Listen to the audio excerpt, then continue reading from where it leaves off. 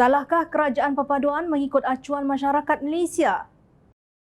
Hari ini ialah mesyuarat kedua sidang Parlimen ke-15 2023 yang berlangsung selama 11 hari iaitu dari 22 Mei hingga 15 Jun 2023.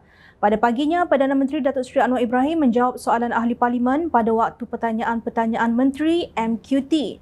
Kita tertunggu-tunggu jika Presiden PAS Tan Sri Abdul Hadi Awang yang begitu bersungguh-sungguh memperlekeh pelaksanaan kerajaan perpaduan yang diusulkan oleh Yang di-Pertuan Agong Al-Sultan Abdullah Riayatuddin Al-Mustafa Billah Shah mahu membangkitkannya. Namun, Abdul Hadi lebih gemar bercakap seorang diri di Facebook beliau yang kemudian diterbitkan di Haraka Daily dan ditularkan oleh para walaun tanpa soal. Abdul Hadi dalam tulisannya di ruangan mindar Presiden PAS bertajuk Kerajaan Lalang Ditiup Angin, sekali lagi mempersoalkan penubuhan kerajaan perpaduan yang kini sudah berjalan selama 6 bulan dengan akur kepada titah Yang di-Pertuan Agong dan Raja-Raja Melayu serta rakyat Malaysia. Pakatan Harapan PH menamakan campurannya dengan jenama kerajaan perpaduan yang agak berlainan daripada istilah sebenar dalam kamus politik semua bahasa. Cara mereka mengumpulkan sokongannya juga agak luar biasa daripada amalan biasa, kata Abdul Hadi. Kenyataan tersebut seolah-olah kerajaan pimpinan pengurusi Pakatan Harapan itu telah melakukan satu kesalahan besar. Sedangkan apa yang terjadi hanyalah aplikasi konsep kerajaan perpaduan yang diterjemah berdasarkan keperluan masyarakat majmuk di negara ini dan ciri-ciri parti politik pilihan mereka. Walaupun kerajaan perpaduan ini dipimpin oleh Anwar, seorang Melayu yang beragama Islam, Abdul Hadi memilih untuk meremehkan peranan Presiden Keadilan itu menerusi kenyataan beliau, kononnya dikuasai oleh pihak lain. Kerajaannya dipimpin oleh parti yang lebih kecil, berprinsipkan pragmatik dan didominasi oleh parti lebih besar yang nyata ideologinya. Turut bersamanya kumpulan kecil dan individu yang oportunis. Gerak-gerinya selepas berkuasa laksana lalang yang mengikut tiupan angin, ujar Timbalan Pengurusi Perikatan Nasional itu. Beliau juga menyindir kerajaan perpaduan kerana kononnya berpegang kepada konsep perpaduan yang meraihkan semua pihak tanpa sempadan agama, ideologi dan moral atau fitrah manusia asalkan mendapat kehendak yang difikirkan majoriti kerusi.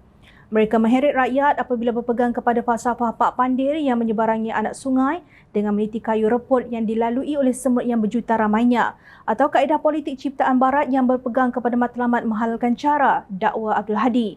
Kononnya, Pakatan Harapan hanya berpegang kepada perpaduan Hablul Annas, tali manusia, bukan kepada Hablul Allah, tali Allah. Pakatan tersebut didominasi oleh Parti Tindakan Demokratik DAP yang nyata ideologinya bercanggah dengan Islam. Bahkan kenyataannya jelas menunjukkan mereka menentang Islam serta kepentingan Melayu Islam dan Bumi Putera.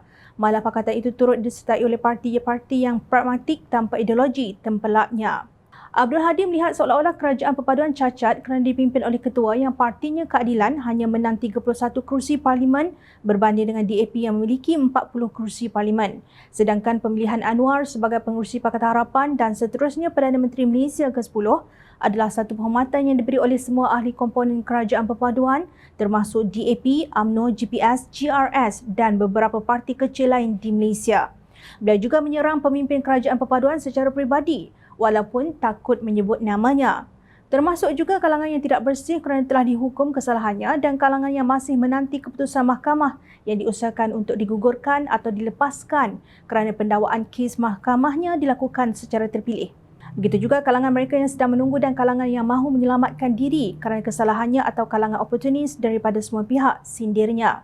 Oleh kerana Abdul Hadi menyifatkan kerajaan perpaduan ini berlainan daripada istilah sebenar dalam kamus politik semua bahasa, biar Jom Channel ingatkan bahawa sains politik adalah satu bidang pengajian yang dinamik. Sifat sedemikian dimilikinya kerana subjek yang menjadi bahan kajiannya adalah manusia yang berfikir dan berubah-ubah pemikirannya.